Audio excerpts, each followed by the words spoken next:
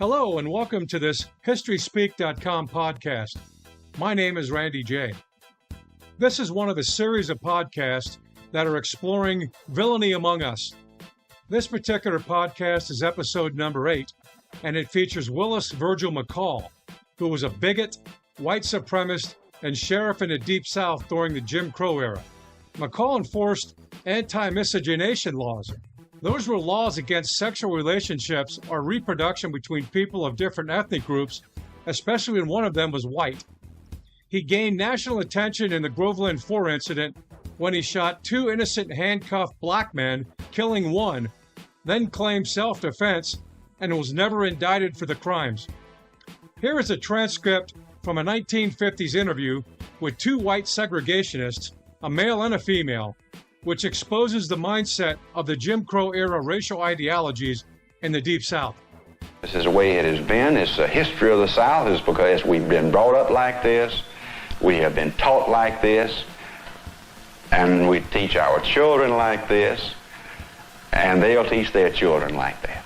I think it is a matter that has been history all down through the years and will remain history. Well, I guess it's just plain born in us, instilled in us. In spite of the fact that you have great respect for some Negro individuals, respect them as people, and not just as a servant. There is some physical revulsion, I think. The skin is dark. And I guess it's just something that we are so familiar with, it's just impossible, really, to overcome it. Let's clarify something here. Bigotry, racism, and white supremacy is not born into anyone. These traits are all learned behaviors. Fortunately, the Deep South's so-called history of unequal racial ideologies has been drastically fading in recent years and does not have to last forever. Willis V. McCall was born in 1909 in Umatilla, Florida. He was the son of a dirt farmer from Alabama. From 1944 to 1972, he was elected for 7 consecutive terms as sheriff of Lake County, Florida. McCall was referred to as a bully lawman whose notorious tenure was marked by charges of racial intolerance, brutality, and murder. During his 28-year career as sheriff of Lake County, he was investigated multiple times for various civil rights violations, inmate abuse, and murder.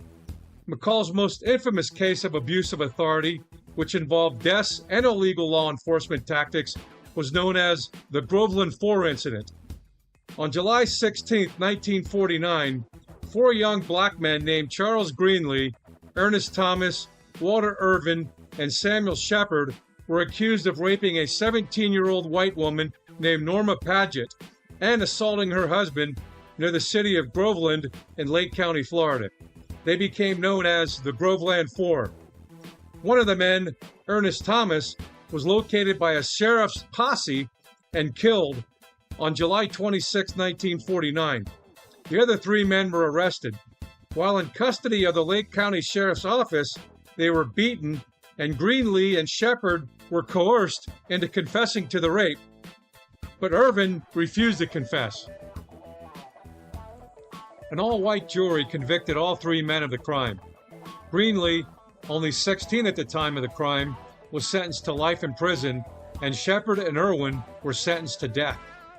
In 1951, the NAACP Legal Defense Fund, led by Thurgood Marshall, was successful in getting the U.S. Supreme Court to order a retrial after hearing appeals by Shepard and Irwin. The court ruled that Shepard and Irwin had not received a fair trial because of excessive adverse publicity and because there were no blacks on the jury. The convictions were overturned and a new trial was ordered in the lower court. In November 1951, Sheriff McCall and a deputy transported Shepard and Irwin from Rayford State Prison back to the county seat of Tavares, Florida, for a new trial. During the trip, Sheriff McCall shot Shepard and Irwin while in custody and handcuffed as he alleged they tried to escape. Shepard died and Irwin was seriously injured. During an FBI investigation, Irwin said that Sheriff McCall shot Shepard and him unprovoked and in cold blood. Irwin also said that Deputy Yates shot him as well in an attempt to kill him. During the second trial, Irvin was represented by Thurgood Marshall, special counsel of the NAACP Legal Defense Fund, but he was convicted again by another all-white jury and sentenced to death again.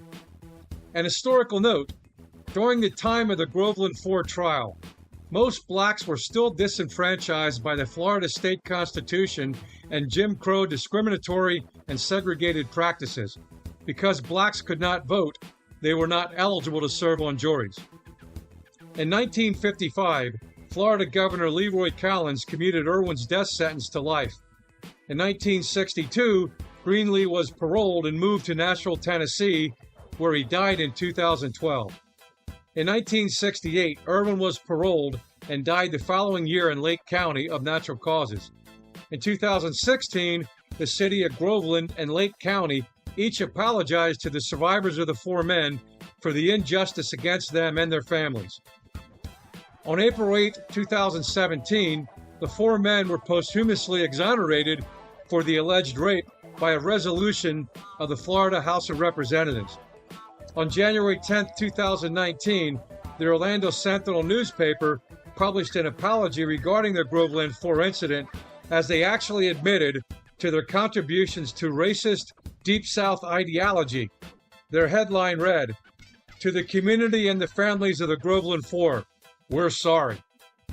In 1954, the Lake County School Board asked McCall to enforce their decision to ban 5 children from the Platt family from a segregated whites-only public school. Parents and teachers had suspected the children of being Negroes.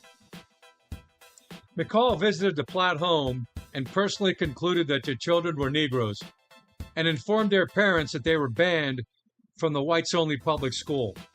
The children's official birth records and their parents' marriage records officially classified the children as white.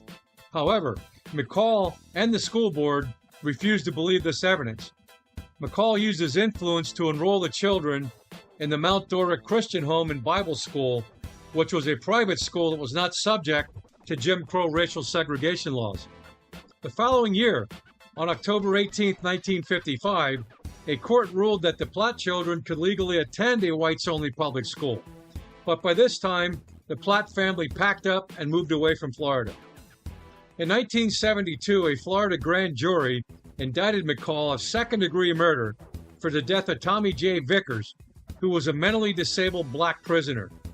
In April 1972, Vickers died in a hospital of acute peritonitis after someone struck him in the lower abdomen with significant force while he was incarcerated in the Lake County Jail. Florida Governor Reuben Askew suspended McCall on the same day as the indictment. After a lengthy trial, McCall was acquitted by an all-white jury in Ocala, Florida. Soon after the trial, he lost his bid for an 8th term as sheriff of Lake County. The negative publicity, coupled with the fact that local demographics were changing, as many people from northern states moved into the area, contributed to McCall getting booted out of office. Reportedly, McCall bragged that he had been investigated 49 times and that 5 different Florida governors attempted to remove him from office. McCall said, "I've been accused of everything but taking a bath and called everything but a child of God." McCall retired to his home in Umatilla, Florida, where he wrote a memoir about his life called The Wisdom of Willis McCall. He defended his white supremacist ideology and controversial law enforcement tactics during his long career as sheriff. He also responded to public criticism related to himself and his conduct as sheriff. McCall claimed he never doubted himself, the usefulness of racial segregation, or the morality of the methods he used to enforce law and order. On April 28, 1994, McCall died in Eustis, Florida, at the age of 84. Many have wondered if anyone felt any grief over the death of Willis V. McCall.